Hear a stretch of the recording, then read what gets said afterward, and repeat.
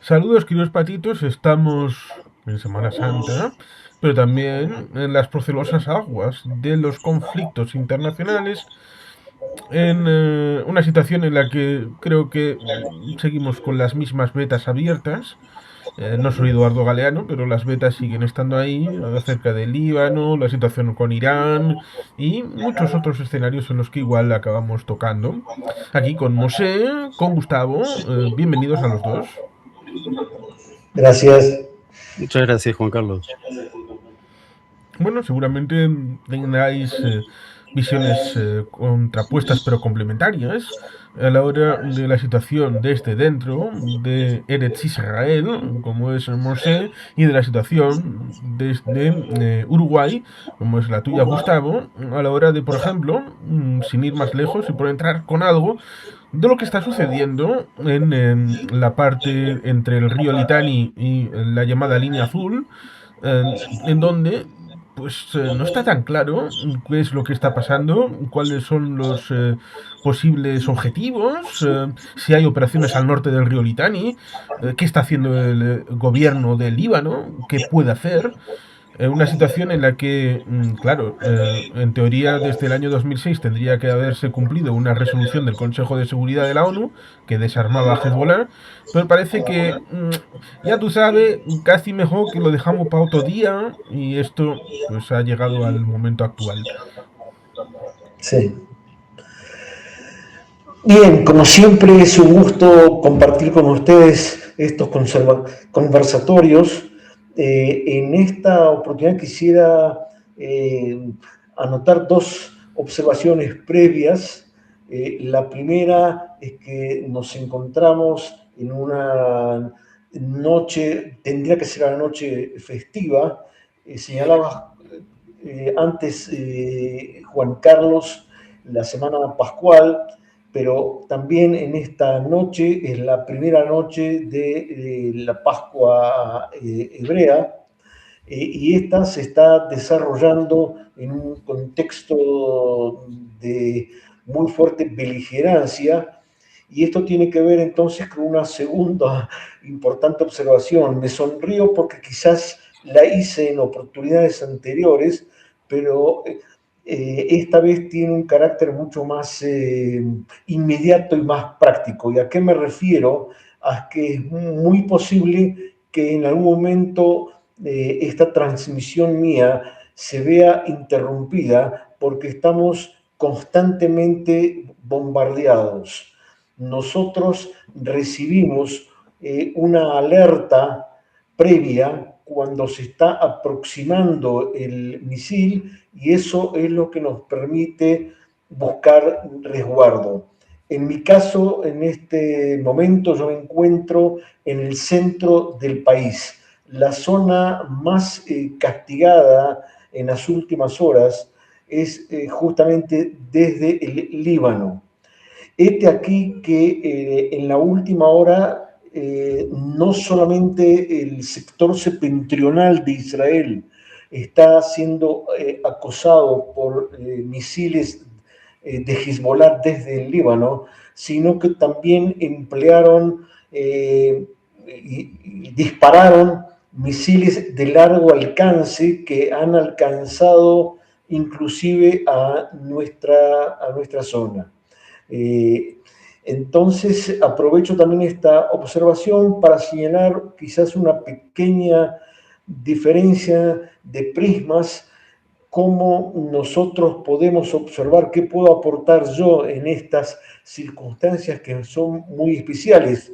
Como decía recién, por un lado estamos en un ámbito festivo de la Pascua hebrea, y por otra parte se ha incrementado en las últimas horas la intensidad de la guerra. No es casual, porque era evidente que tanto los iraníes como los libaneses del Hezbollah iban a aprovechar esta circunstancia para aumentar sus ataques. Pero me parece que también podríamos aprovechar esta diferencia de perspectivas, porque mientras ustedes pueden mirar lo que está pasando en nuestra zona y desde lo que podríamos denominar la perspectiva de la historia reciente, la historia inmediata, la historia que está sucediendo en estos días y en estas horas, yo quizás puedo aportar la visión de lo que se puede denominar como la microhistoria entendida como la experiencia personal de alguien que está viviendo esta circunstancia, que en cualquier momento entonces tenga que acudir al refugio, como ya me pasó hace unas horas, y esto de alguna manera relata la intensidad, la profundidad del drama que se está viviendo en Israel. Y ahora, para responder de forma más concreta, más precisa, lo que decía recién Juan Carlos, efectivamente existen operaciones de parte del ejército de Israel en la zona más inmediata de la frontera con el Líbano, que es hasta aproximadamente el río Litani, porque la idea es que esa es la forma más certera de detener las agresiones del Hezbollah. Pero este aquí que los misiles son disparados desde zonas mucho más alejadas, y entonces ese tipo de presencia militar israelí en la zona meridional del Líbano no detiene la agresión de misiles, inclusive, como señalaba recién, misiles de largo alcance, aquellos que han pasado por sobre mi cabeza, porque han llegado a zonas mucho más lejanas de Israel. Bien, yo agrego, y hoy voy a ponerme en el papel de crítico de Israel, porque muchas veces me tengo que poner a la defensiva porque atacan a Israel de forma equivocada. O sea, cuando alguien hace algo mal, está bien decirle que eso está mal, pero cuando alguien hace algo que es correcto, igual es acusado de que lo está haciendo mal, ahí es cuando yo tengo que ponerme a la defensiva. Y en el caso del Líbano, está pasando lo siguiente. Hay un concepto muy antiguo que justamente cae por su propio peso, por esto que nos contaba Mollé. Por más que se cree una zona de amortiguamiento hasta el río Litani, ya tienen el poder de tirar misiles más allá del río Litani hacia la profundidad del territorio israelí. Entonces yo lo que le pregunto al primer ministro de Israel, que ordenó profundizar la actividad militar al sur del río Litani, cosa que me parece correcta, es: ¿vamos también a profundizarlo hasta la frontera con Irán? ¿Me explico a lo que voy? Entonces, acá vamos a dejar claras las cosas. Hay un primer responsable, que es el gobierno del Líbano, que dejó crecer a la bestia que es Hezbollah. Y sigue siendo responsable, porque si el gobierno del Líbano dijera: el único que nos puede liberar, y esto es algo totalmente real y no puede haber otro punto de vista, el único que nos puede liberar de Hezbollah es Israel. Por lo tanto, el gobierno del Líbano debería estar colaborando políticamente, militarmente y con inteligencia para que Israel logre derrotar definitivamente, al menos militarmente, a Hezbollah. Y sin embargo, el Líbano es muy tibio, muy tibio. Pero entiendo que llegar hasta el río Litani, tomar el control de toda esa zona, puede convertirse en un problema si el día de mañana una extrema derecha israelí no quiere retirarse. Bueno, está señalando un riesgo cierto, pero a su vez en relación a lo que comentabas sobre la responsabilidad estatal gubernamental libanesa, hay que tener en cuenta que tiene una debilidad estructural. Es estructural porque el Hezbollah no es solamente un movimiento militar terrorista, sino que es también una organización política y que es parte del consenso oficial y parlamentario del Estado libanés. El Líbano, entonces, desde lo estructural, por estar compuesto por distintas etnias, y entre ellas tiene una preponderancia también, una cierta preponderancia la chiita, de la que es representativa o se trata de ser representativa el Hezbollah, y por lo tanto cuenta con el apoyo iraní, torna esta situación más complicada y coloca a Israel ante un dilema, porque por un lado trata de destrozar al terror del Hezbollah, pero por otro lado tiene el deseo o la ilusión de resguardar al gobierno supuestamente democrático del Líbano, que a su vez cuenta con el reconocimiento de los Estados Unidos. Y en relación a lo que comentabas, Gustavo, respecto, hiciste un paralelo con Irán, allí la situación es muy distinta, porque en el caso de Irán se trata de una operación militar conjunta o coordinada entre los Estados Unidos de Norteamérica y el Estado de Israel.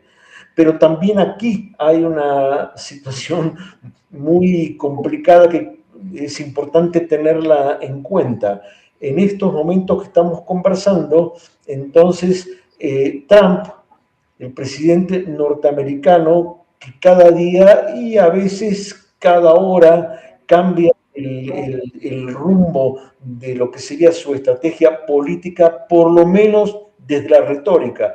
Quizás él lo tenga claro, pero el mundo ya no tiene nada claro, porque por un lado existe la posibilidad de que la actual guerra con Irán se vea interrumpida por algún cese de fuego o algún acuerdo de los Estados Unidos con Irán, y en ese caso esto descolocaría a Israel en relación a los dos objetivos primordiales que los llevaron a esta contienda y que tienen que ver con el peligro nuclear, la amenaza nuclear programada desde o sospechada desde Irán, y por otra parte los ataques balísticos que estamos sufriendo en estas horas, porque estamos siendo atacados entonces por Irán, por el Líbano y ayer también por los hutíes,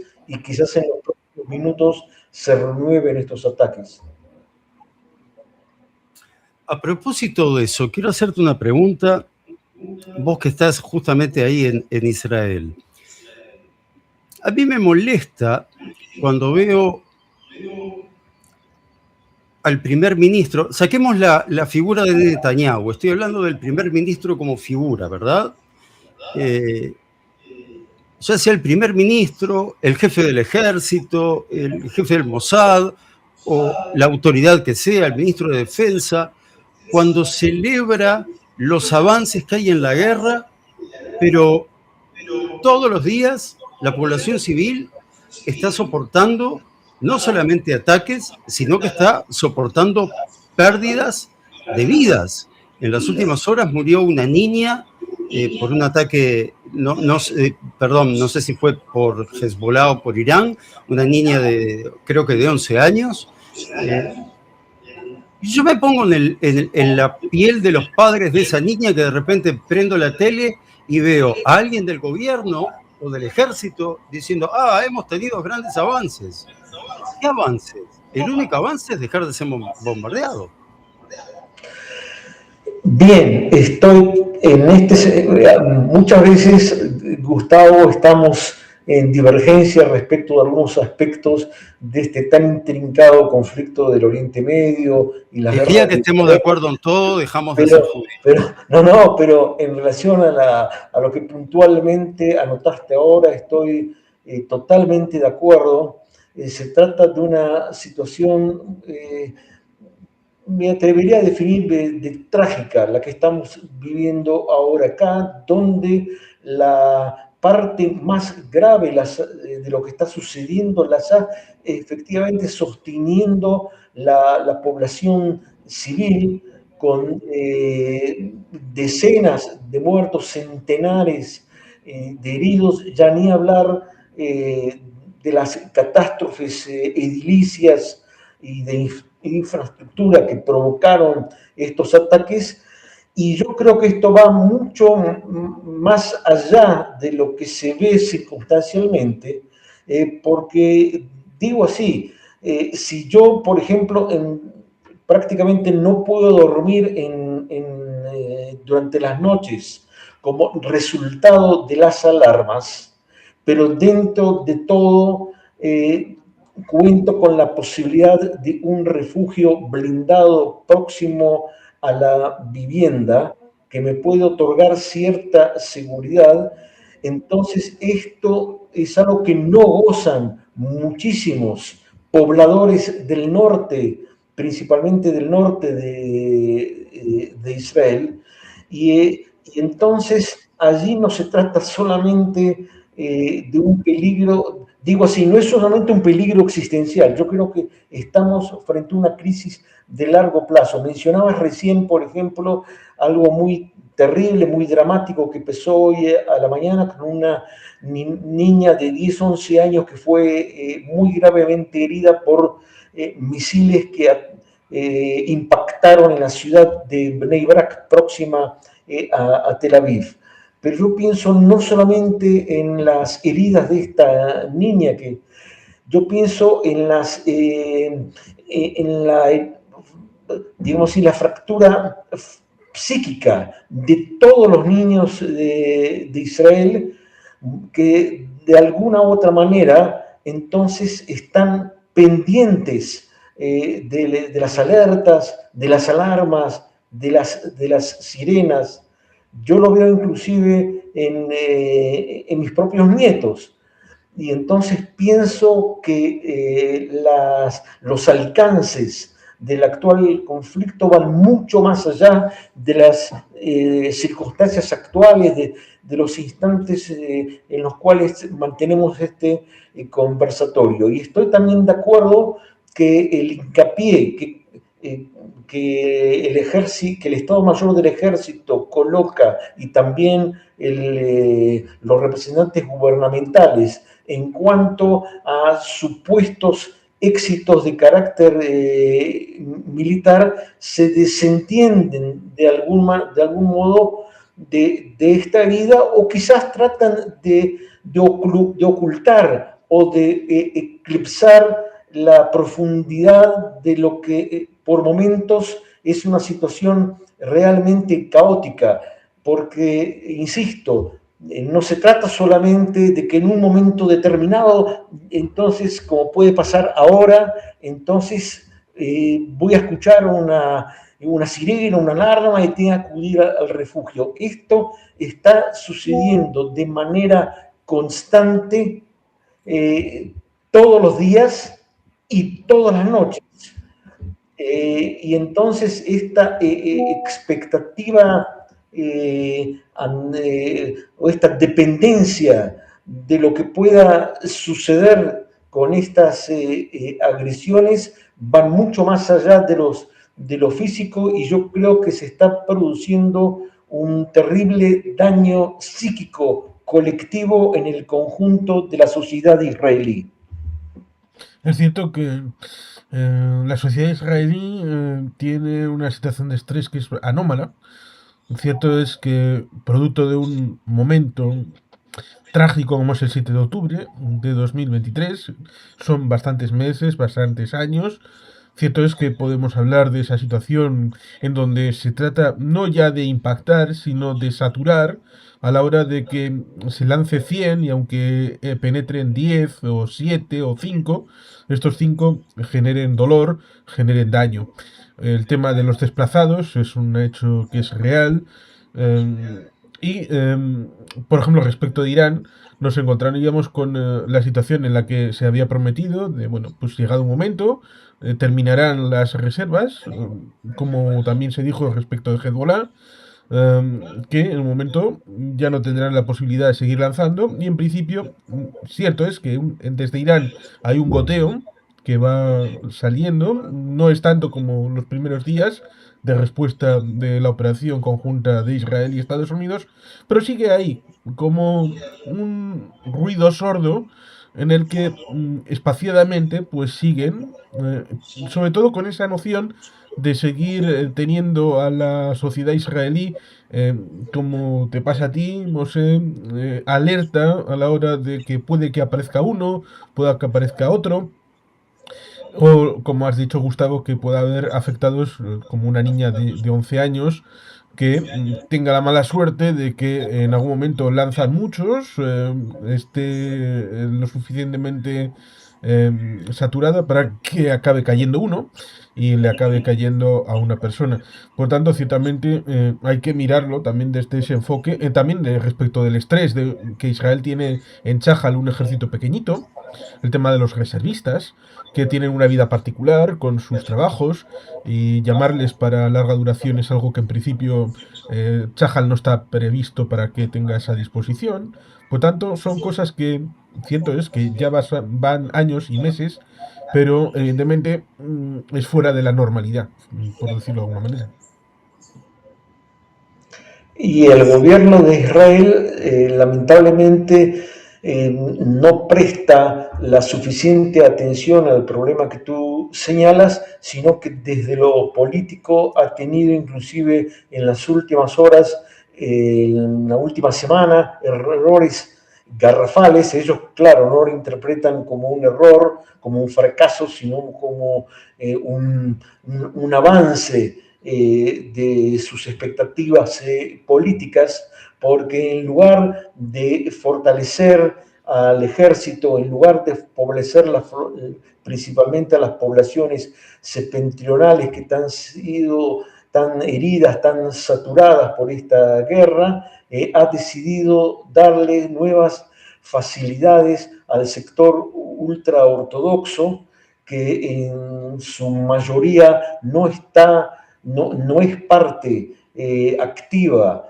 de la defensa de Israel, no son parte del ejército, se niegan a movilizarse, pero en lo político son parte del apoyo que desde el flanco derecho se le aporta al sostén de Netanyahu. Y muy probablemente Netanyahu, en su deseo de mantener y de solidificar ese tipo de apoyo de este sector, le han negado en la práctica, no desde lo declarativo, porque desde la retórica siempre es al revés, pero desde lo práctico no se le ha otorgado el apoyo necesario.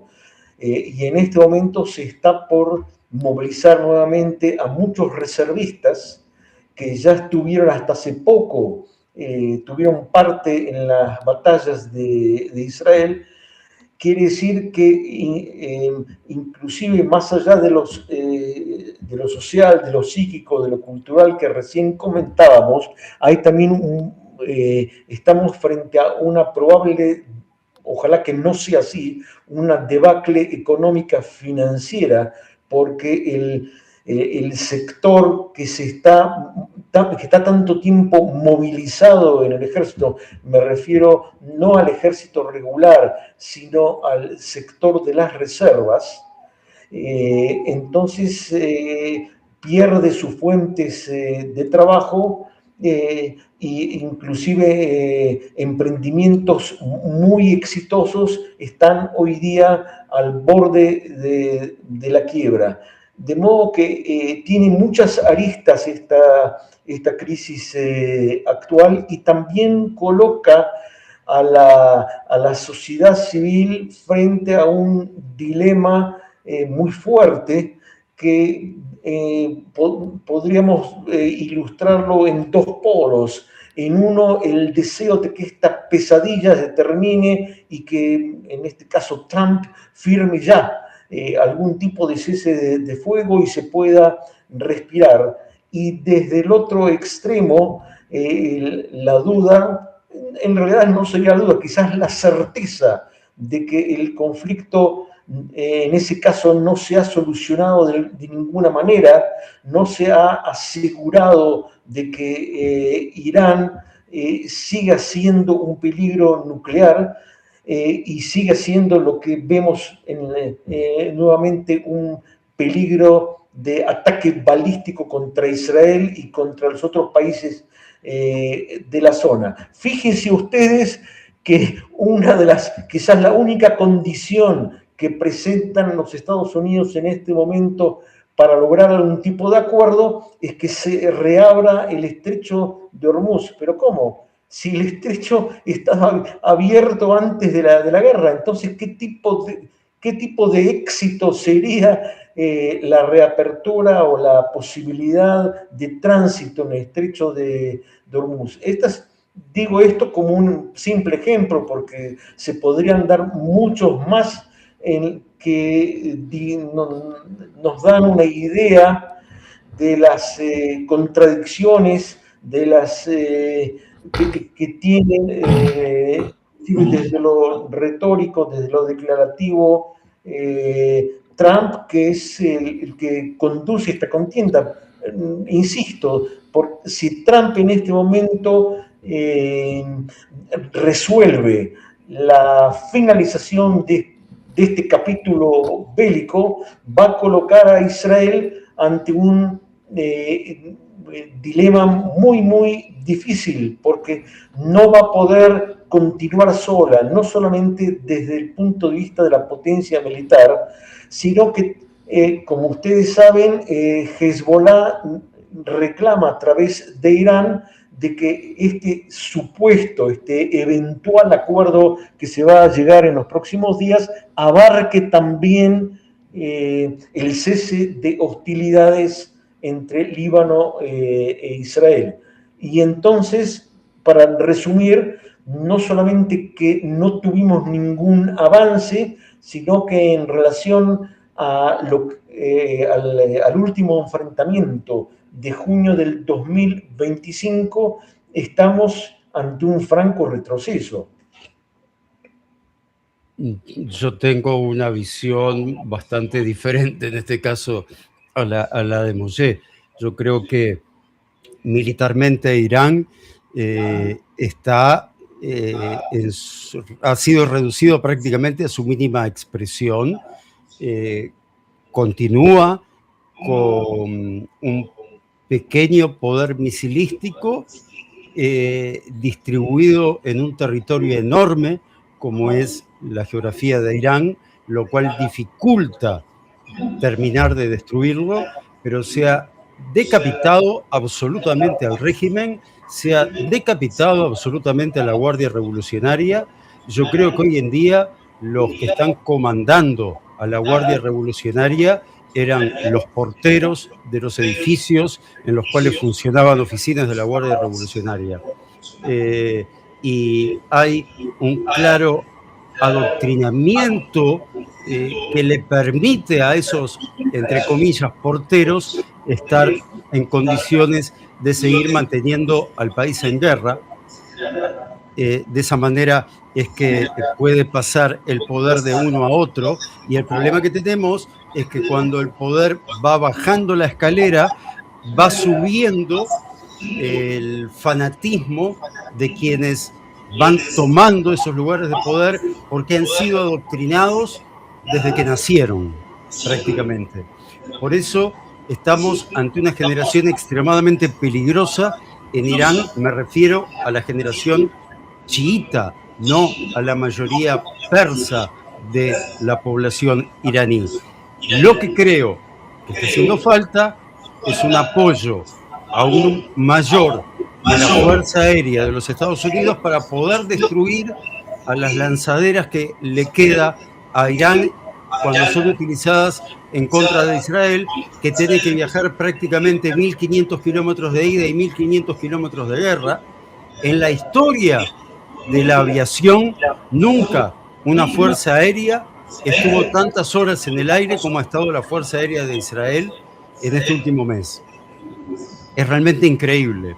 Y en ese sentido, creo que está faltando un poco más de apoyo militar por parte de Estados Unidos. Y con respecto a Trump, que sí, es una persona que se muestra bastante inestable, como siempre tenemos lo que Trump dice, lo que entendemos que Trump dijo y lo que Trump termina haciendo. Yo creo que el estrecho de Hormuz es la carta que tiene Netanyahu, la carta que tiene Trump para que la OTAN finalmente haga algo y deje de ser lo que ha hecho Europa en los últimos siglos, que es básicamente nada o hacer todo mal. Pero me refiero básicamente, la Primera Guerra Mundial y la Segunda Guerra Mundial terminaron porque le pidieron auxilio a Estados Unidos, entró Estados Unidos en la guerra y terminó con los enemigos de los países que defendían en cierta forma la democracia, principalmente en la Segunda Guerra Mundial. La Primera Guerra Mundial es un poco más entreverada, pero la Segunda Guerra Mundial es la que marca el presente que estamos viviendo. Entonces, Europa una vez más está del lado equivocado de la historia y Pedro Sánchez lamentablemente está liderando ese lugar al punto que los iraníes ponen fotos de él en los misiles que lanzan rumbo a Israel. Bueno, yo creo que a eso tengo que decir algo, como representante de un Estado parte de la OTAN. Creo que soy la única persona que vive en un Estado de la OTAN en esta conversación. Y evidentemente, como OTAN, como organización del Tratado del Atlántico Norte, tiene tanto que hacer como la FIFA, como el Comité Olímpico Internacional. Es decir, la aplicación, a pesar de que Trump chille y chille y grite, la OTAN solamente es una organización defensiva. Lo digo porque, diciéndolo de manera clara, imaginemos que Trump hubiera sido presidente en 1976. Estaría diciendo, me borro de la OTAN porque no ha participado en la guerra de Vietnam, y eso es inaceptable. Pues algo parecido está sucediendo ahora. Hormuz es fuera del escenario de la OTAN, lo mismo que lo fue las Malvinas. Sí, Reino Unido era parte de la OTAN, pero las Malvinas era fuera del escenario de la OTAN, por mucho que Argentina fuera la que atacara primero y Reino Unido fuera, en principio, la víctima del ataque de Galtieri y de sus cuates de los milicos. Lo digo porque la única vez que se ha activado el artículo 5 de la OTAN fue porque un territorio de la OTAN fue atacado, como fue Nueva York el 11 de septiembre del año 2001. Fue atacada y se respondió, pero primero, ante todo, porque Estados Unidos lo reclamó en reunión oficial y ahora no ha habido ninguna reunión oficial ni por Turquía, que fue atacada. Cierto es, ahí tendríamos unas baterías Patriot españolas que están destacadas ahí desde hace bastante tiempo. Turquía no ofreció ninguna solicitud de reunión. Reino Unido, con el tema de Chipre, tampoco solicitó ningún tipo de reunión para retaliar respecto a lo que había sucedido con el ataque a Chipre. Y Estados Unidos mucho chilla, mucho dice cosas, pero no ha solicitado ninguna reunión oficial del organismo, cosa que lo tendría bastante fácil porque Rutte es como el señor felpudo que le ríe las gracias a Trump y seguro que le tiene para contar chistes en el WhatsApp todos los días. Una vez dicho esto, hay un elemento que es también interesante. España, con todo lo que puede tener de haber tenido una disfunción a la hora del gasto militar de los últimos 22 años, tiene 6 dragaminas. Estados Unidos tiene 4. Si alguien no sabía que Irán, en metida esta situación, iba a cerrar el estrecho de Hormuz, es como si le dices, Wanderers va a ganar la Copa América. Sí, hombre, por Dios, todo el mundo lo sabe. evidentemente la gente dirá, bueno, pues ese día me voy a emborrachar, vamos, va a quedar Francia vacía de champán. Bien, pues evidentemente aquí pasa pues algo parecido, donde evidentemente los que en el Pentágono sabían, tenían claro que esto iba a pasar. Pero parece que Trump pues es alguien que improvisa, va a dar salto de mata, creía que iba a ser un fin de semana, una aventura campestre. Otra cosa es, y creo que también es importante tenerlo en cuenta, querido amigo Gustavo, cuando tú insultas a tus aliados, la última persona a la que ha insultado es el príncipe Bin Salman, precisamente en una gala, Sí. en un evento en el que pagaba la fiesta era Arabia Saudí, lo cual, pues yo creo que no es algo que deba de hacerse bien. El señor Pedro Sánchez podrá tener muchas cosas, pero es que Trump ha insultado a los daneses, les ha amenazado con invadir Groenlandia, ha dicho que Merz es poco menos que un gilipollas, el Keir Starmer, vamos, era un flojo, le ha puesto con la situación del partido este Reform UK, luego ha instaurado otro partido que es Restore UK, luego ha empezado a insultar a Macron, que igual se lo merece, algunos días, otros días no, al fin de cuentas, como Gustavo tú sueles decir, si su mujer le ha pegado, pues hombre, los demás igual también tienen barra libre, pero hombre, también se ha insultado a Meloni, le ha metido también las gomas a Tusk, vamos, que ha generado una serie de amigos en los aliados, como es Europa, que dices, hombre, pues cuando toque la puerta, probablemente lo último que quiera un europeo medio es decir, bueno, sí señor, ahora vamos a hacer sus cosas, no tiene ningún problema. Pero bueno, es eso, las alianzas se tejen con savoir-faire, hacer buenas relaciones, pedir, dar, porque piensa, oh, Estados Unidos está en la OTAN simplemente para que me hagan los trabajos. Hombre, no, esto es una relación dual en la que Estados Unidos tiene beneficios de estar presente en Europa, lo mismo que Europa se beneficia de tener la protección de Estados Unidos. Y si Trump no lo quiere entender, pues mira, ahora lo está entendiendo. Otra cosa es, ¿podría hacerse de otra manera? Bueno, si todas las partes actuaran de otra manera. Yo creo que tenía que decir esto. Bien, yo considero que la OTAN debería estar actuando sin la necesidad de que Estados Unidos se lo pida, por una razón muy sencilla. El estrecho de Hormuz no está en peligro desde el 28 de febrero, está en peligro desde mucho antes. Los hutíes tenían un poder importante sobre el estrecho de Hormuz ya hace mucho tiempo y con armas iraníes. Y Europa... Sobre eso perdóname que te diga, pero hubo, respecto, te acordarás de los somalíes que hicieron piratería en la zona del Cuerno de África. Sí. Vale, eso la OTAN no fue la que lo resolvió, se hizo una misión ad hoc que se llamaba la Operación Atalanta.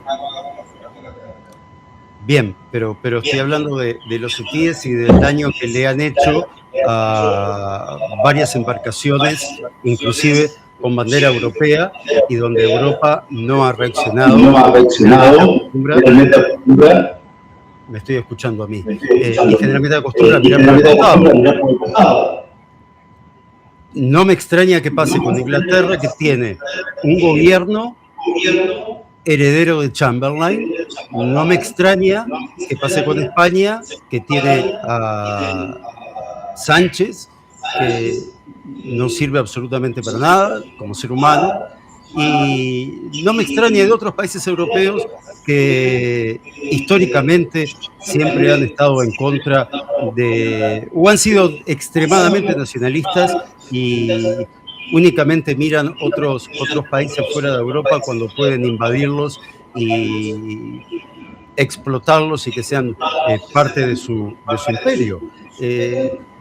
Insisto, es triste, pero Europa ha estado siempre del lado equivocado de la historia y ha estado del peor lugar de la historia y lo sigue estando, actuando o no actuando, o buscando excusas para no actuar, más allá de que Trump puede ser diplomáticamente un inepto. Cuando comienza esta guerra, no comienza por orden de Trump, comienza porque es el Pentágono el que le da luz verde a Trump. Ningún presidente de Estados Unidos empieza una guerra sin la luz verde del Pentágono. por más por más que se llame Trump o se llame como se llame, ni Reagan podía hacerlo. El que manda a la hora de empezar una guerra es el Pentágono. Y si empezaron esta guerra, la empezaron sabiendo cuánto iba a durar. Y Trump, reitero, tiene el Estrecho de Hormuz como la carta en la manga para que la OTAN algún día tenga, o para que Europa algún día tenga que hacerse cargo de los problemas. Perdóname, Juan Carlos. ¿Quieres decir algo sobre esto, Mosé? Creo de que la situación es más complicada en el sentido que Trump, más allá de la verba, más allá del tipo de retórica, él ha instalado un discurso, un tipo de cultura política nueva, no tan nueva, porque se perfilaba todavía en su anterior cadencia, pero esto se ha perfilado con mucho más intensidad en los últimos tiempos y todos, muchos lo están tomando como si fuera una rutina, como algo muy natural, todo este tipo de lenguaje y lo que tú mencionabas, Juan Carlos, en cuanto al estilo de vinculación que él tiene con otros jefes de Estado. Pero hay un elemento más y que tiene que ver con intereses imperiales. Y así como Europa...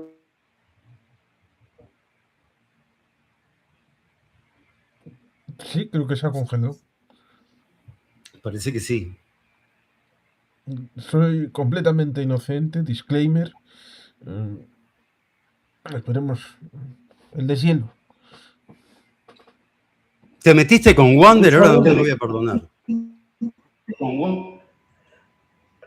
Okay. Ahí volvíamos ya. No, muy bien. Decía así que... sí, en resumen es así. Europa tiene ese tipo de debilidad estructural que remarcaba, que acentuaba recién Gustavo, pero a su vez también Estados Unidos tiene intereses egoístas e imperiales que uno no puede dejar de desentender, así que son mucho más peligrosos porque se tratan no solamente de intereses representativos del conjunto de la sociedad norteamericana, sino de Trump en lo personal y del sector que lo acompaña. Y ellos no lo ocultan. No es que todo esto de pronto se descubre y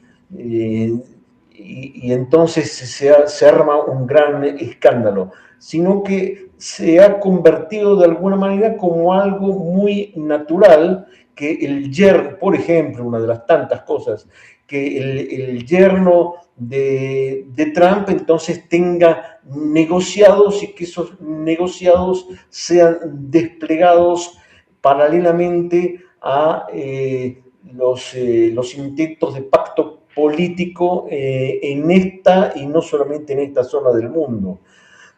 Quiere decir de que yo trataría de que tratemos de abrir un poco más el abanico, porque no se trata solamente entonces de las flaquezas de Pedro Sánchez, sino también de los riesgos de la actual conducción norteamericana.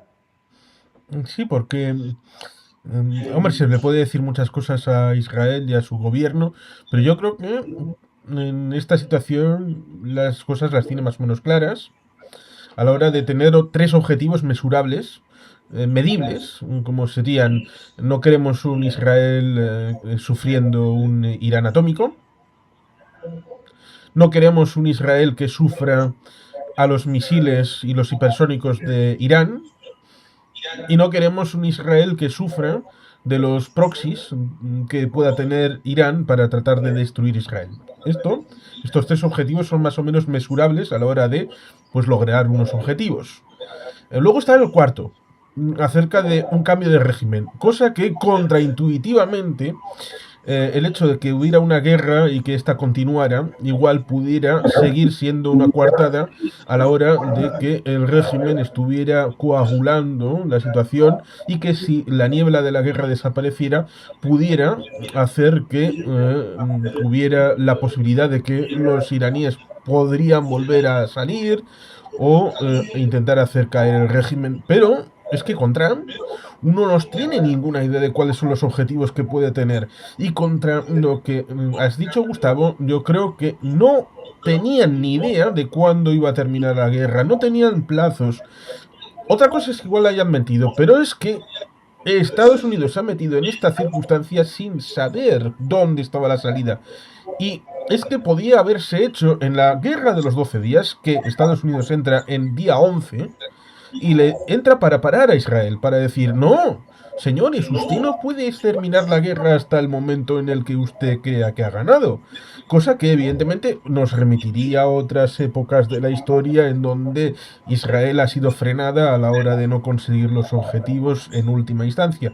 Lo cual me remite también al hecho de que recientemente ha declarado Enrique Zimmerman, que tiene su casa en Tel Aviv, que Israel, desde el 7 de octubre de 2023 hasta el presente, ha tenido victorias militares en 7 frentes. Pero el desarrollo político posterior de aprovechamiento de esas victorias militares no ha sido, diplomáticamente dicho, lo suficiente como para haber equilibrado esas ganancias militares. Por tanto, ¿Y por qué razón? te dejo que lo respondas. Porque intervino Europa. ¿Europa intervino? Sí, señor. Sí, señor. Lo que llaman comunidad internacional. Esa Europa que se cree moralmente superior al resto del mundo. Así como tenemos a Estados Unidos, la policía del mundo, tenemos a Europa que es el juez del mundo. Y es el que dice, basta, no, qué horror, es desproporcional. Todo eso viene de Europa. ¿De qué otro lugar viene? ¿Viene de Europa? ¿Viene de No, Ursula Gustavo. von der Leyen? ¿Viene No, de Pedro Sánchez? ¿Viene de Macron? ¿Viene de el gobierno laborista de Inglaterra?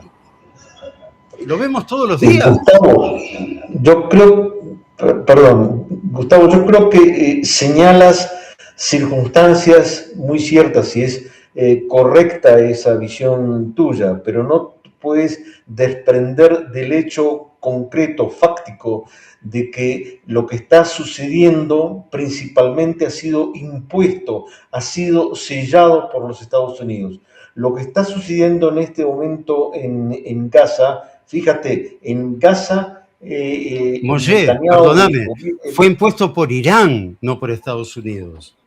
ok, con la anuencia del gobierno norteamericano. O sea, lo que está pasando con el supuesto Consejo de Paz, que supuestamente reemplazaría el papel de las Naciones Unidas en la Franja de Gaza, etc. Mira, en algún momento yo quisiera regresar a mi casa, a mi kibutz en el sur del país, al lado de la Franja de Gaza. Yo tenía la esperanza, a partir de las promesas de Estados Unidos y de Israel en relación a la primera parte de este conflicto, porque esta es la misma guerra con distintas batallas desde el 7 de octubre del 23 hasta el día de hoy. Yo tenía la idea o la esperanza de que íbamos a lograr algún tipo de seguridad a largo plazo, pero fíjate, y porque se iba a terminar, así se hablaba, de que se iba a terminar definitivamente con la dictadura teocrática militar del Hamas y de la Yihad islámica. Pero vete aquí de que el territorio de Gaza está dividido y la parte que bordea el Mediterráneo, donde está concentrada la mayoría de la población gazatí, es controlada por Hamas. ¿Qué significa controlada? Es controlada militarmente. Quiere decir de que el Hamas no ha sido decapitado. De lo cual yo creo que de esta dramática circunstancia, que me coloca también a mí ante un conflicto en lo que hace a mi existencia, entre mi deseo de volver a vivir, pero en esa zona, pero vivir en condiciones de progreso, de serenidad, de una existencia más digna y no las amenazas constantes de parte del Hamas y de la Jihad. Esto se ha desvanecido, pero a su vez quiero hacer un aprendizaje, y lo comparto con ustedes, de esa situación con lo que está pasando ahora. Porque si eso pasó y está pasando en Gaza, entonces esto también puede suceder ahora con Irán y con Líbano. O sea, desde lo declarativo, tanto Israel como Estados Unidos cantan victoria y hablan, como tú antes mencionabas, Gustavo, de la forma en que se ha destrozado o debilitado el poderío político-militar de Irán, pero en la práctica, en los hechos, en los papeles, en el día de mañana nos podemos encontrar en una situación similar a la que está pasando en Gaza. Y así como jamás no solamente ha sobrevivido, sino que mantiene de alguna manera su poder o parte del poder, puede pasar lo mismo con Irán. Y de hecho, de alguna manera, ya desde ahora, le está dando, Trump le ha dado legitimidad al gobierno actual, ha dicho que es como dijo, que es una tercera generación más racional, pero es mucho peor, son mucho más extremistas que los anteriores ayatolas. Y entonces estamos así, están abiertos el frente de los hutíes en Yemen, que para Israel no se ha cerrado, quizás para Estados Unidos sí, porque es ¿se acuerdan ustedes aquella negociación que hizo? Está abierto el frente del Hezbollah en el Líbano, está la situación con Irán. Yo creo de que debemos aprender mucho de lo que está pasando ahora en Gaza para evitar de que esto se repita en estos días o en los próximos días con el Líbano y con Irán.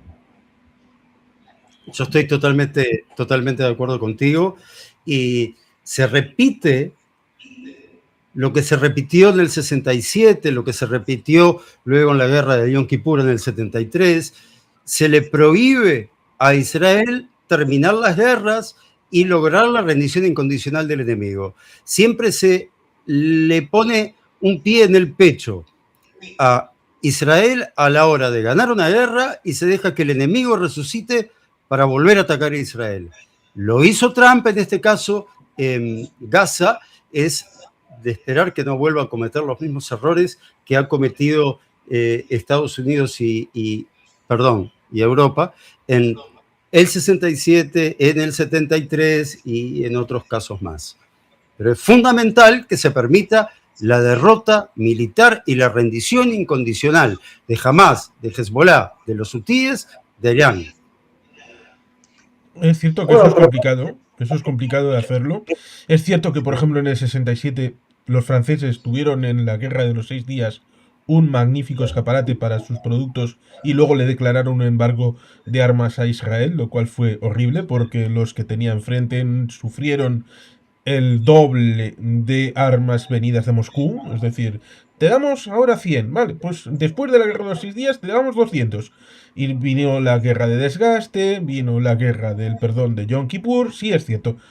Pero también es cierto que Tito Enrique, desde el Departamento de Estado, Henry Kissinger, el que llegó casi a centenario, en el 73 paró la situación del tercer ejército en el Sinaí, ejército egipcio, tal vez para salvaguardar el honor. Luego en el museo que tienen solamente ponen el inicio y la finalización, lo que hay en medio por lo que sea, lo ocultan de lo que pasó en la guerra, acerca de las batallas y todo esto, pero digamos que ya en las tiendas de la rendición del ejército egipcio ya hubo un reconocimiento implícito de Israel.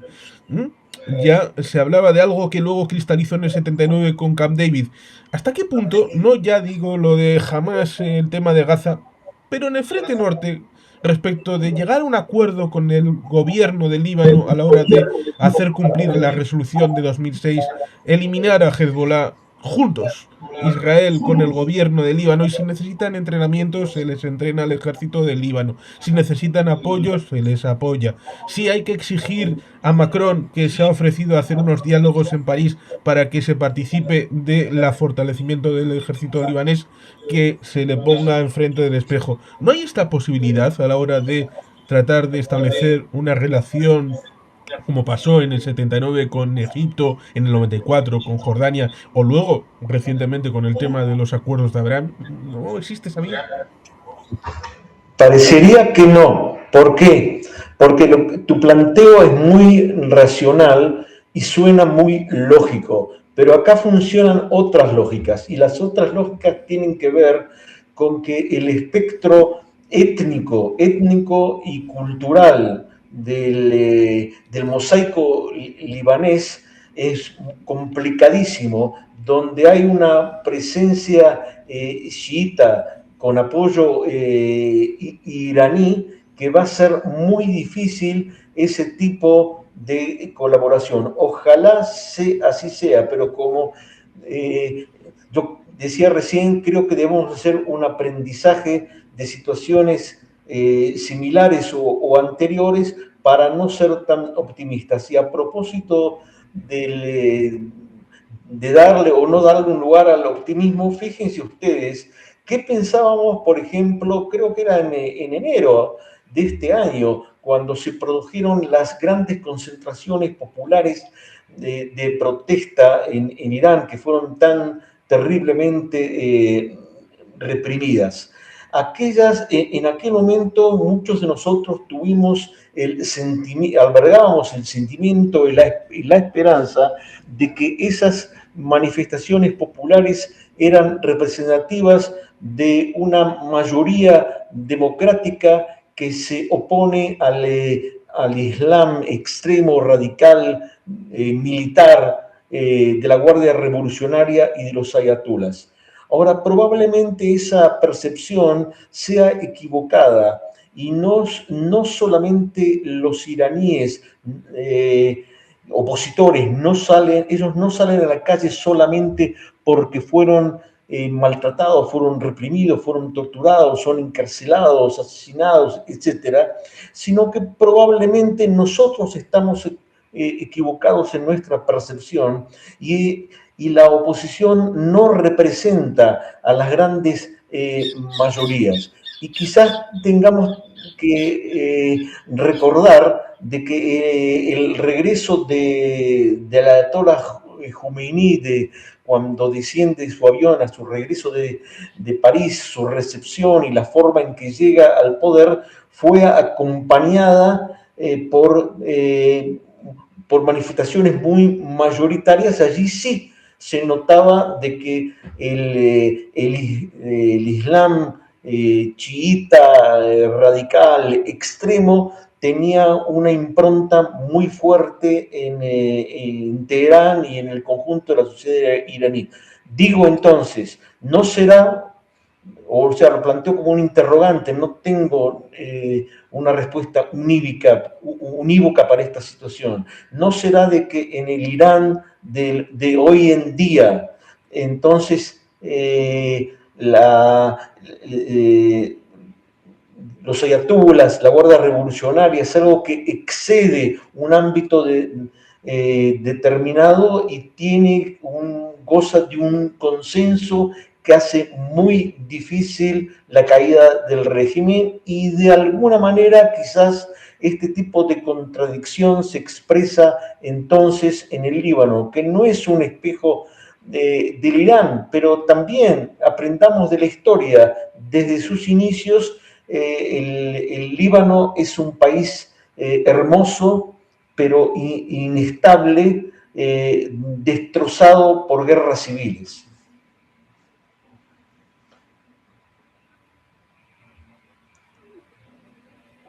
Estoy de acuerdo con Moshe, por eso me quedé en silencio. Bien, entiendo. Bien. Entonces introduzco otro elemento, es decir, los países del Golfo. Arabia Saudí, desde Qatar, Bahrein, Emiratos, tienen agenda propia.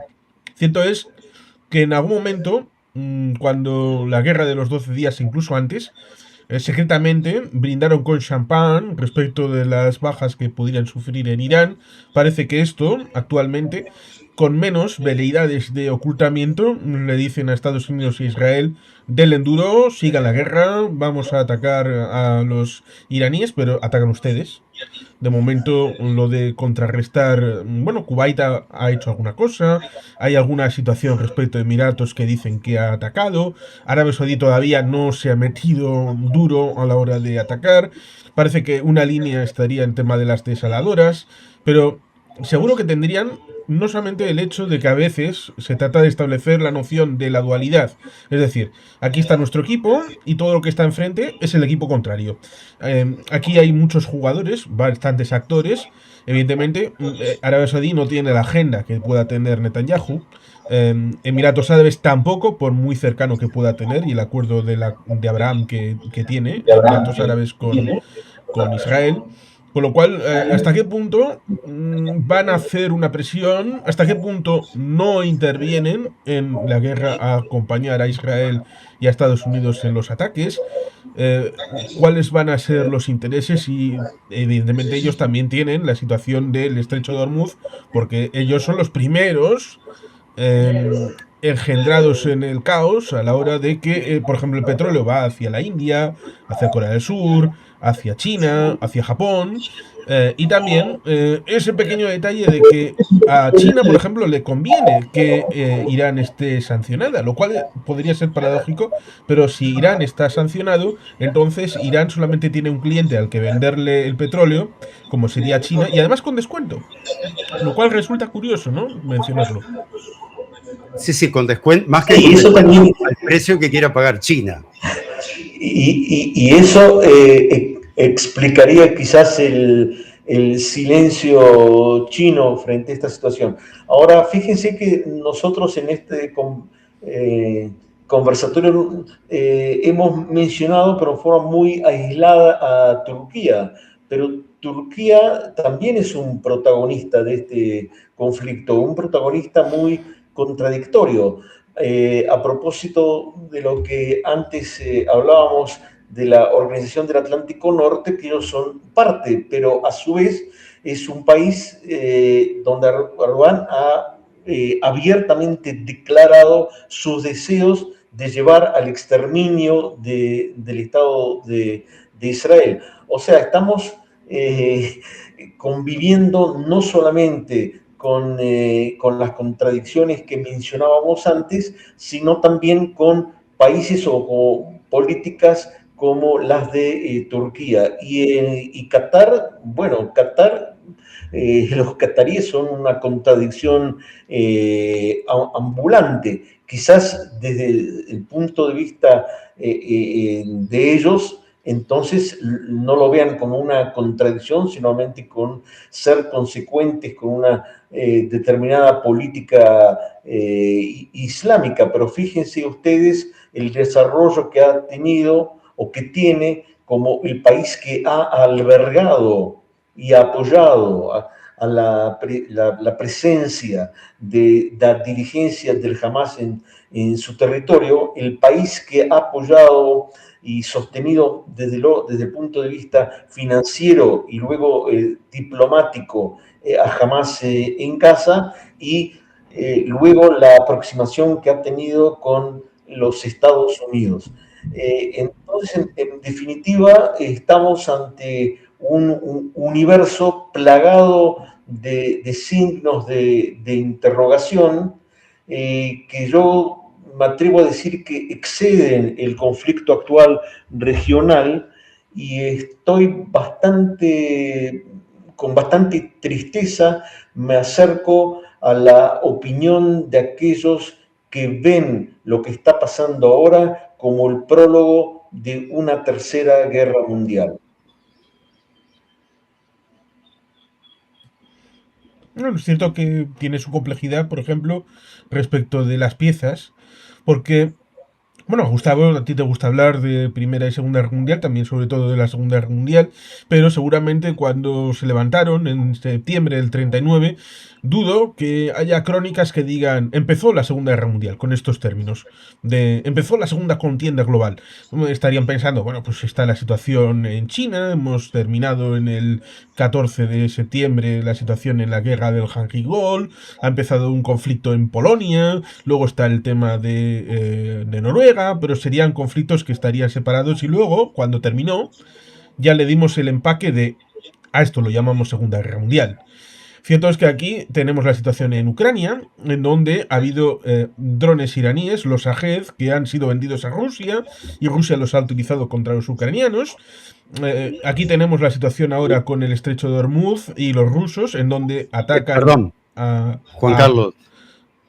No, y a su vez ahora drones rusos están yendo hacia Irán. O sea, los drones iraníes se comenzaron a fabricar en Rusia y Rusia está enviando drones a Irán.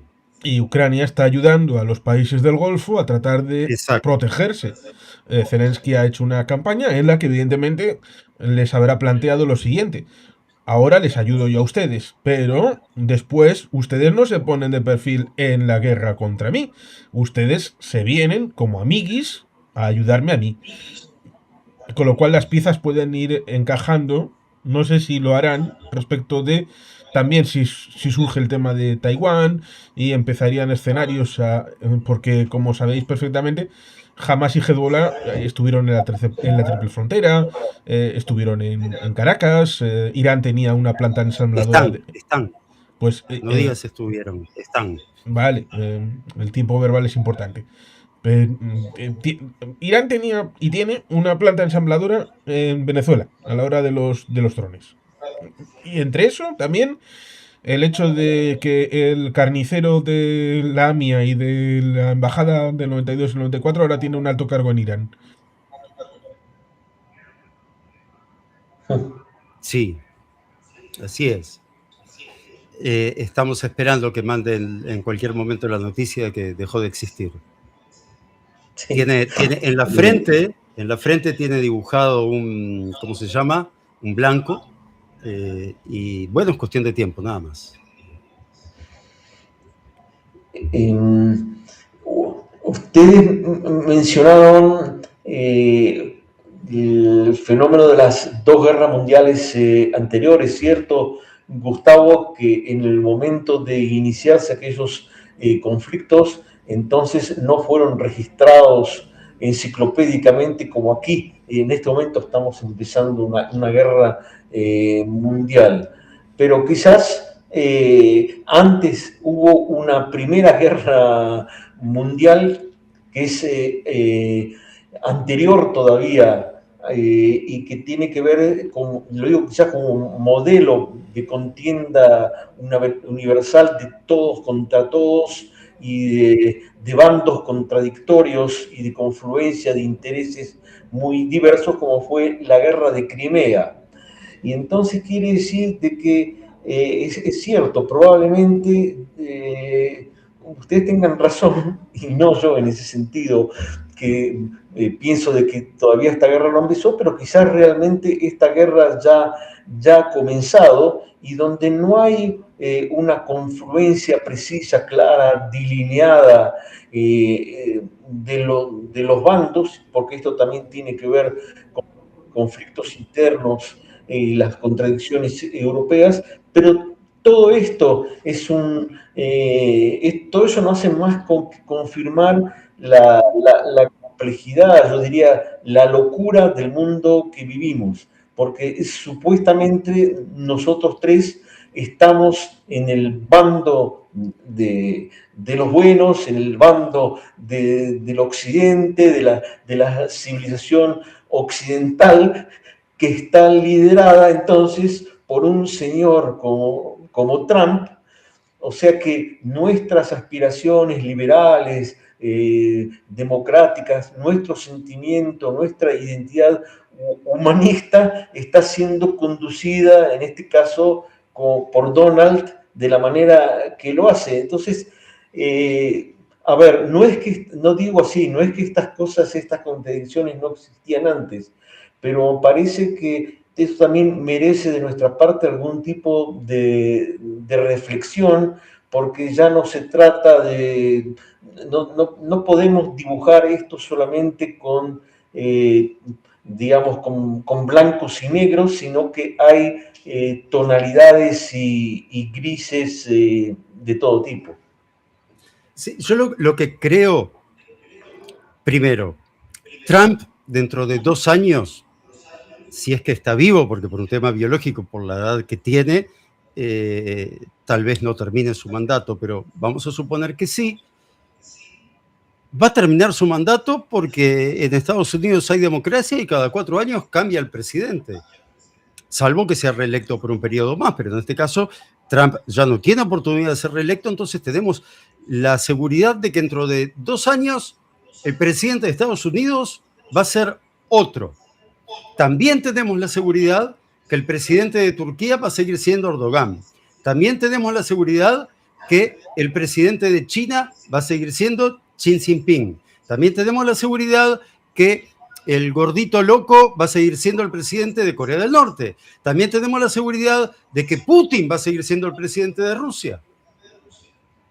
No tenemos la seguridad de quiénes van a ser los presidentes en los países democráticos.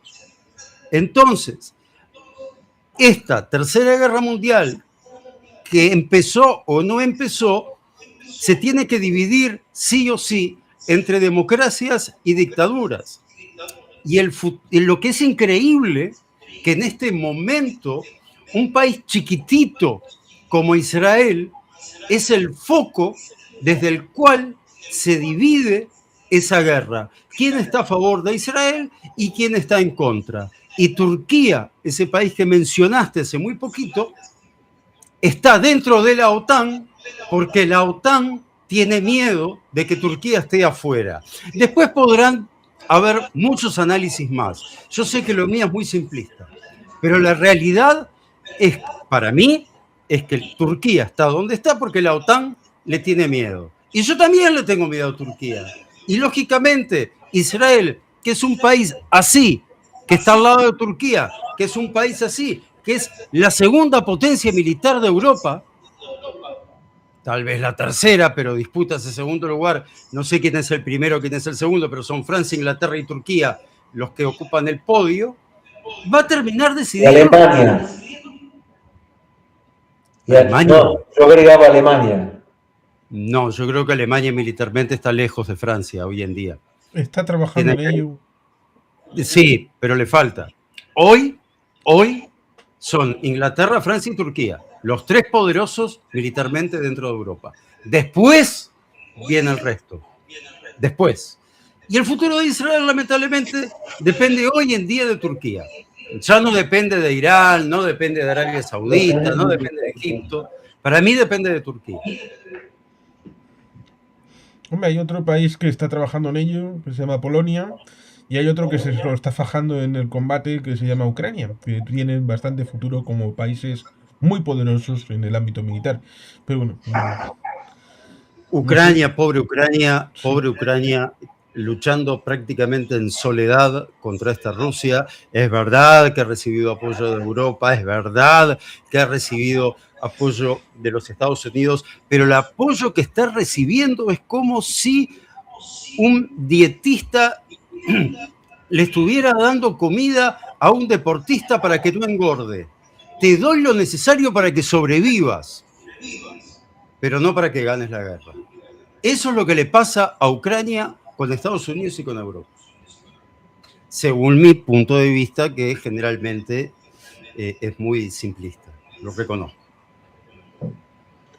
Hay que reconocer también que últimamente Ucrania no cuenta con la solidaridad, con la identificación de Israel, en lo que se supone, se desprende de esto que el gobierno israelí trata de mantener un cierto equilibrio en su vínculo con Rusia, con Putin, y por eso evita la proximidad con Kiev.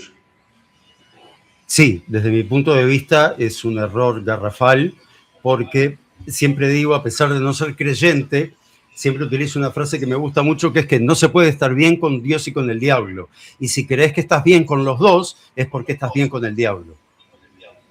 Sí, porque Y respecto no a hay que los ataques olvidarse, aéreos, Israel podría hacer mucho por el pueblo ucraniano. el problema es el siguiente. Primero, no hay que olvidarse que las primeras ayudas que recibió Ucrania fueron hospitales de campaña que se enviaron de Israel, y no hay que olvidarse que Israel mandó a Ucrania cascos y chalecos antibala que le estuvieron haciendo falta a Israel luego del 7 de octubre. ¿Tá? No hay que olvidarse de eso, y hay que hacerle una ayuda a memoria a Zelensky en ese caso. Y sí es verdad que Israel podría estar enviando... No, no es verdad, no es verdad. Me voy a contradecir. Israel no puede estar enviando en este momento a Ucrania ni a ningún lado defensas antiaéreas, porque no da abasto para defender a su propia población. Y tampoco podría mandarlas, porque si esas defensas antiaéreas caen en poder de Putin, le estaríamos entregando una tecnología que es como viajar al pasado y entregarle un F-16 a la Alemania de Adolf. Bueno, pero por lo menos desde lo discursivo, desde lo diplomático, entonces podría tener una posición un poco más consecuente.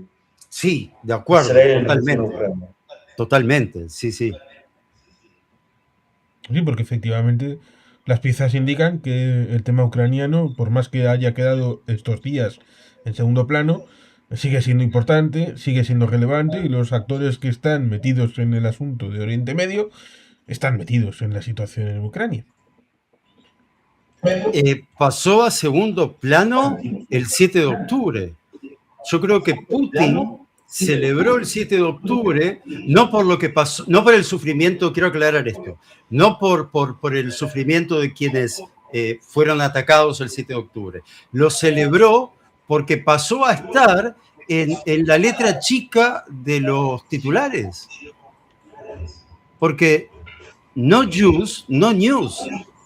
Y hoy en día no sabemos la realidad, estamos muy lejos de la realidad de la guerra Rusia-Ucrania.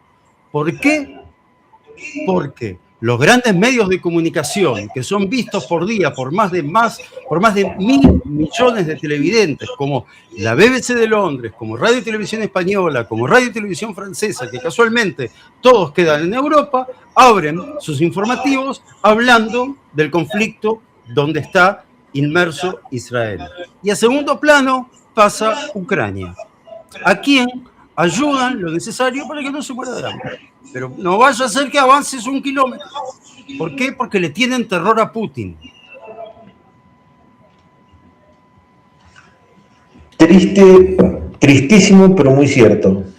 Bueno, es cierto. Y durante años se tuvo a Angela Merkel allá arriba, en un altar, porque, qué política maravillosa era Angela Merkel.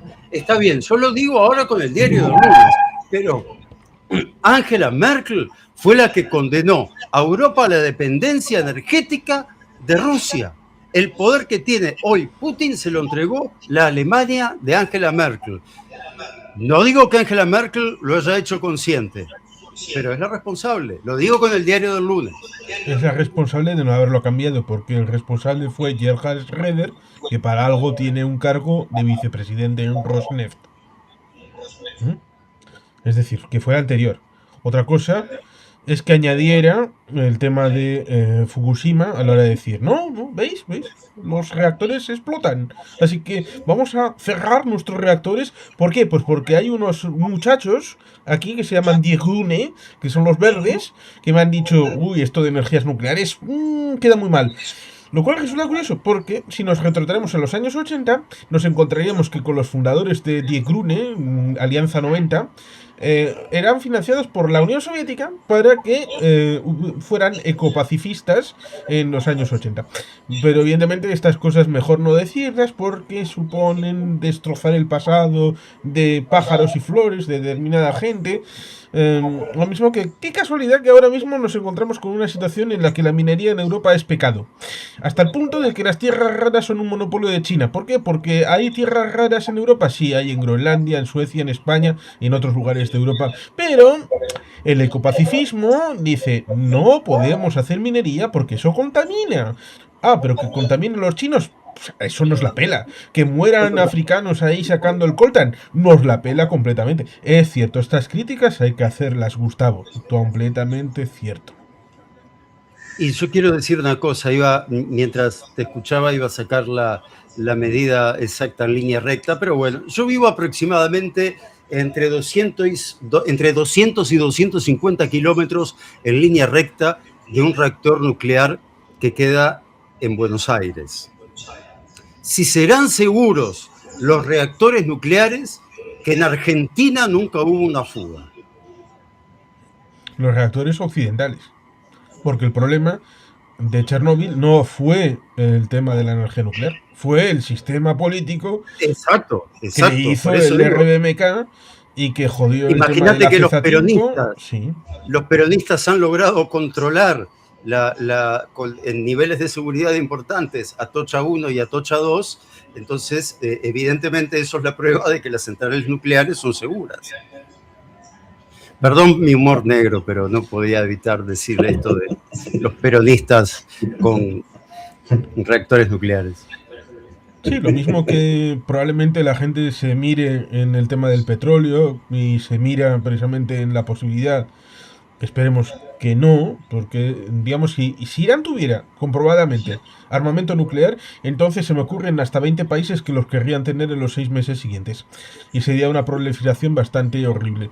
Pero el tema de las desaladoras yo creo que es todavía más gravoso, porque si en ese intercambio que se profundizara entre los países del Golfo e Irán, metiéndose pepinazos los unos a los otros, e Irán estuviera con la idea de jorobar a los países del Golfo con el tema de las desaladoras, pues igual buenos países, algunos de esos países sería inevitable.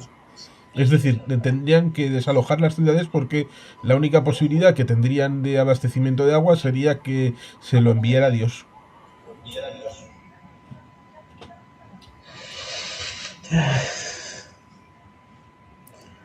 Está complicado. Me gustó aquello de Gustavo cuando hablaba del diario del lunes, o sea que todos somos sabios de los resultados futbolísticos, pero luego de terminado el partido. Pero digo esto en relación a lo que comentábamos sobre Angela Merkel, porque probablemente no haya evaluado consecuentemente lo que fue en su momento una actitud muy, muy loable, muy noble, muy humanitaria en cuanto a la recepción de la inmigración de exiliados y de víctimas de las masacres en Siria y en otros países árabes, y no haya calculado cuál es hoy día el tipo de consecuencia geopolítica de aquella situación, porque a propósito de lo que ustedes debatían antes en relación a la actitud de Pedro Sánchez, se me ocurre pensar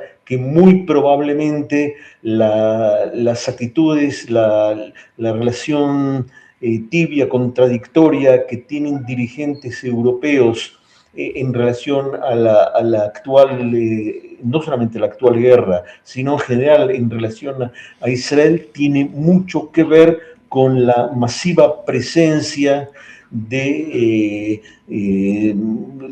musulmanes y de un Islam radical en el seno de esas naciones europeas.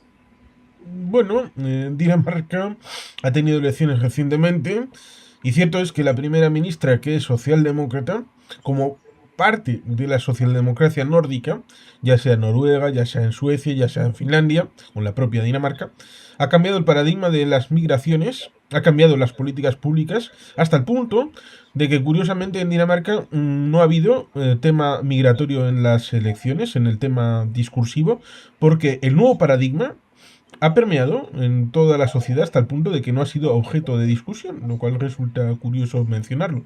Y seguramente esto no se escuchará porque, claro, en la parte meridional eh, el pensamiento es otro, ya sea en Portugal, en España, en Italia, en Grecia. Sí. Bueno, y ahí tenemos otro tema, que es el tema de la inmigración, que yo entiendo que cuando uno está en su casa, muchas veces, y en muchos países del mundo, uno en su casa tiene rejas en las ventanas o tiene alarmas a la hora de que algún intruso intente abrir la puerta o entrar por la ventana. Entonces, el problema que yo veo acá es que mucha gente no está en contra de que haya inmigrantes, está en contra de que los inmigrantes te entren por la ventana. Entonces, lo que el progresismo moderno, que está muy lejos de ser progresista, acepte la ilegalidad de quienes entran por la ventana, es lo que ha convertido a Europa y a Estados Unidos en bombas de tiempo. Porque a mí me parece bien que recibir inmigrantes, pero que entren por la puerta, golpeándola primero, tocando el timbre, pero no que entren por la ventana.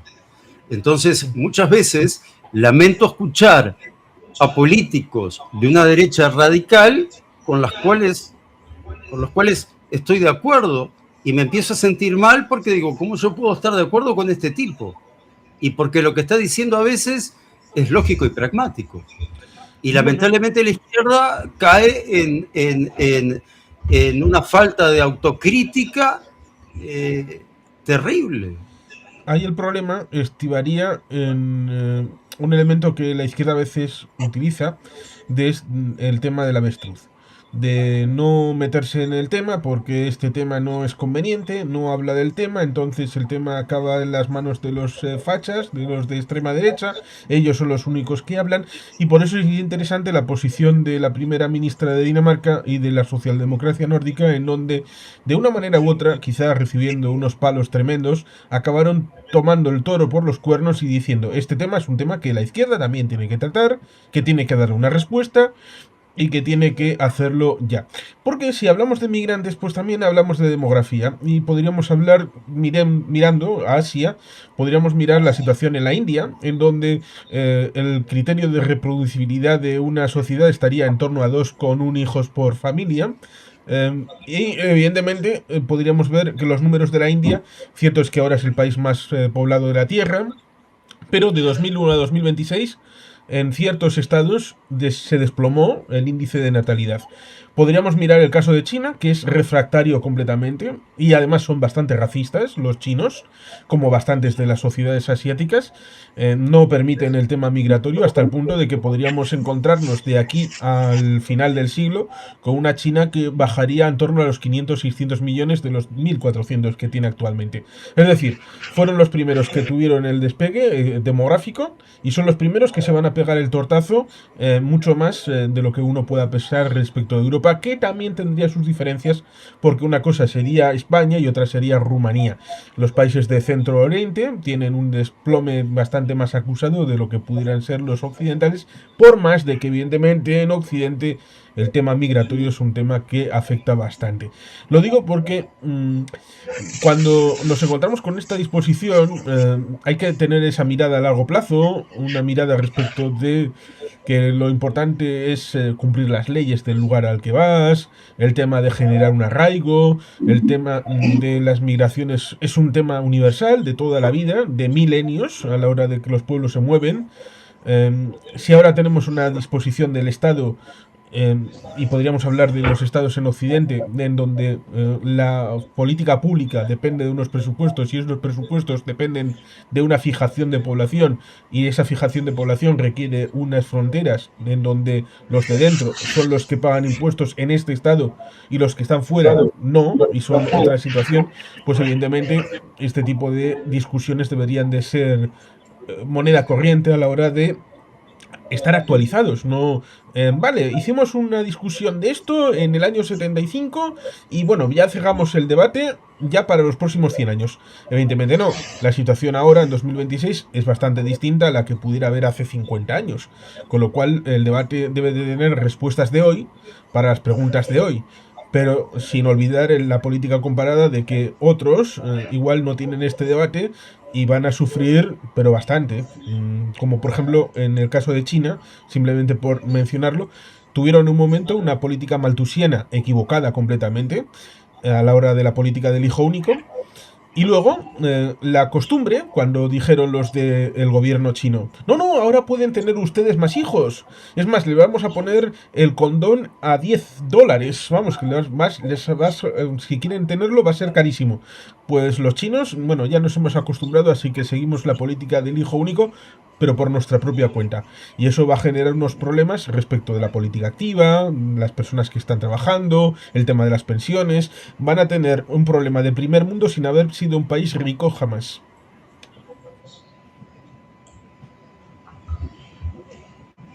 Así es. Lo de China es muy interesante porque más allá de todo lo que decís, es uno de los principales, o sea, China necesita comercialmente de Estados Unidos y Estados Unidos necesita comercialmente de China, aunque Estados Unidos ha logrado, en este gobierno de Trump, cambiar una cosa. Ahora el principal cliente de Estados Unidos no es China, es México. Y de hecho, toda la infraestructura del famoso... de la famosa barrera que hay entre Estados Unidos y México se paga con los impuestos de las exportaciones e importaciones que hay entre el comercio entre México y Estados Unidos. Pero China depende de Estados Unidos económicamente hoy en día. ¿Por qué? Porque no recuerdo exacto, pero si no es el cuarto, es el quinto portador de deuda de los Estados Unidos. Si Estados Unidos quiebra, China estará en problemas. Yo lo decía porque si China ve que puede tener un horizonte temporal de entrada en problemas, igual, debido a que Xi Jinping purgó al ejército porque hace unos años les dijo al ejército, vamos a invadir Taiwán. Y el ejército, con buen tino, le dijo, señor presidente, no estamos preparados. Igual los nuevos, cuando ahora el año presente o el que viene, en esa ventana de oportunidad les diga vamos a invadir, ahora esos mansos líderes militares le digan a sus órdenes jefe. No creo. No sabemos. Claro, estamos a la orden de especular. Yo creo que siempre tiene que haber un jefe del ejército que sea demasiado lacayo del presidente o el primer ministro o el rey o el que fuera. Pero cuando un militar sabe que la guerra va a ser complicada, no da el ok. Insisto, en Estados Unidos ningún presidente empieza una guerra, les empieza el Pentágono. Bien, yo creo que hemos hecho un recorrido, creo que interesante. Sí. Si queréis añadir algo que haya quedado pendiente, por lo menos por ahora. Yo simplemente terminar esperando de que Irán se rinda o que haya un cambio de régimen, o sea, hablando claro y en español antiguo y moderno, que haya un golpe de Estado y que caiga el actual régimen y ojalá que venga un régimen que acepte vivir en paz con sus vecinos.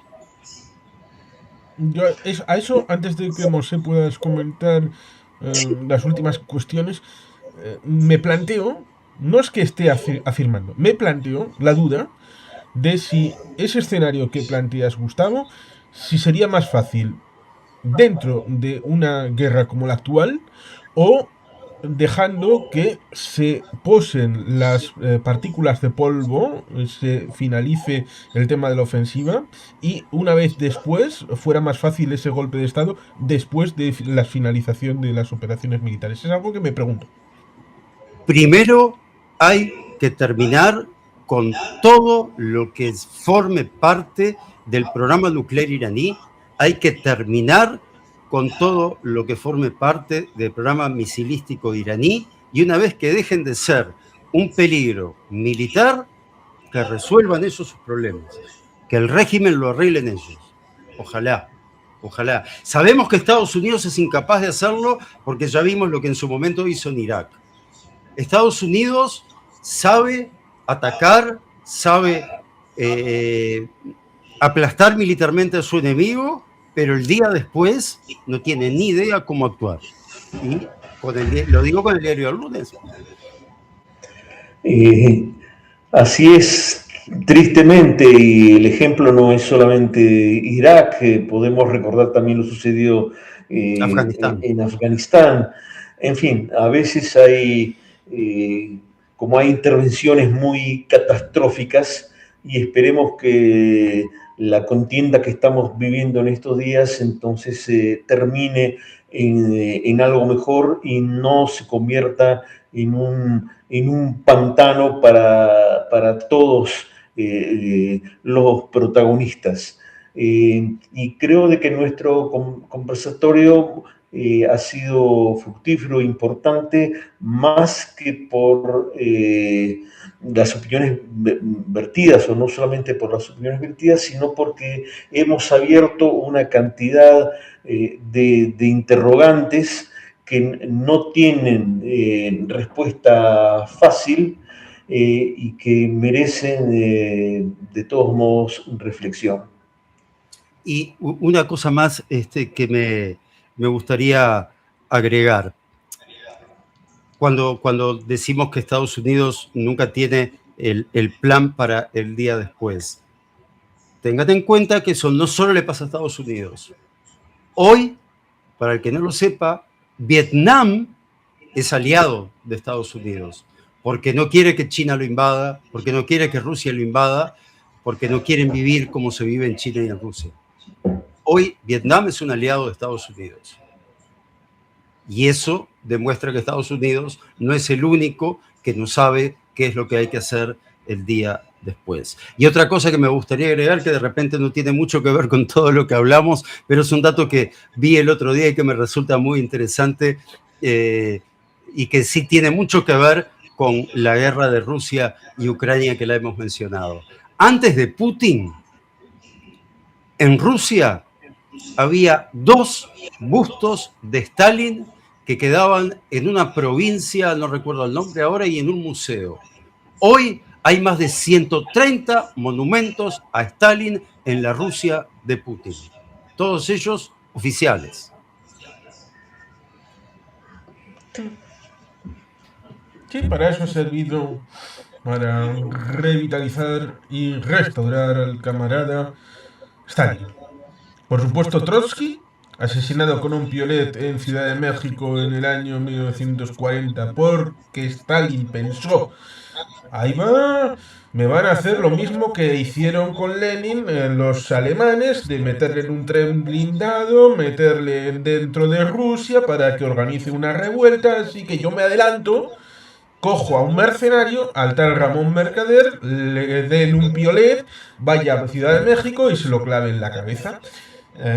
Trotsky sigue siendo un apestado y no ha sido rehabilitado y sigue estando fuera, no le han pedido perdón a nadie, está bien muerto y bien asesinado. Me refiero a que el régimen militar ruso actual, político-militar del camarada Putin, sigue diciendo que Trotsky está muerto y bien muerto y que lo mejor que podían haber hecho es haberle asesinado, lo cual también es sintomático. Así que, bueno, pues ciertamente agradezco vuestra participación en esta situación, que confío y espero que vayamos a volver a participar en otros conversatorios, a poder ser, si la situación evoluciona, a poder ser favorablemente hacia escenarios donde haya paz y soberanía en Ucrania, libertad y estabilidad para el pueblo y Estado de Israel, y en donde los europeos podamos ser dueños de nuestro propio futuro, también haciéndonos cargo de nuestra seguridad y defensa, cosa que sería seguramente algo bien interesante, que de alguna vez lo pongamos en práctica por nuestro propio bienestar, lo cual ciertamente resulta bien lógico. Así que a los Que que hayan así llegado sea. hasta aquí, pues ciertamente pueden dejar comentarios, preguntas. Gracias, buenas noches. Hag Sameach. Sí, felices Pascuas a todos. A Israel Hay.